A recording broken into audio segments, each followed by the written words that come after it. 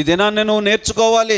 మోకాళ్ళుని ప్రార్థన చేసినప్పుడల్లా నువ్వు ఎంతవరకు ఏమేమి అడిగావో తెలీదు, కానీ దేవుడు నీకు నేర్పుతున్న విషయం ఏమిటంటే నువ్వు ప్రభువు దగ్గర యథార్థముగా అడిగి పొందుకోవలసింది బలము.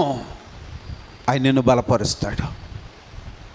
ఈ బలము నిన్నేం చేస్తుందంటే ఎలాంటి సూదుపోటు మాటలు విన్నా, నీవు ఎలాంటి గాయాలు పరచబడుతున్నా, ఎలాంటి సమస్యలు వచ్చినా ఓపిక ఓపిక ఓపిక. ప్రభువు బలము ద్వారా ఈ లోకం ఆశ్చర్యపడే అంత ఓపిక. ఇది క్రైస్తవ విజయ జీవితం.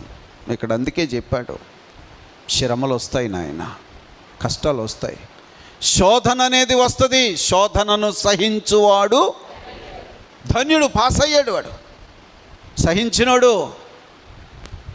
అక్కడ ఏం రాస్తుంది? శోధనకు పడిపోతే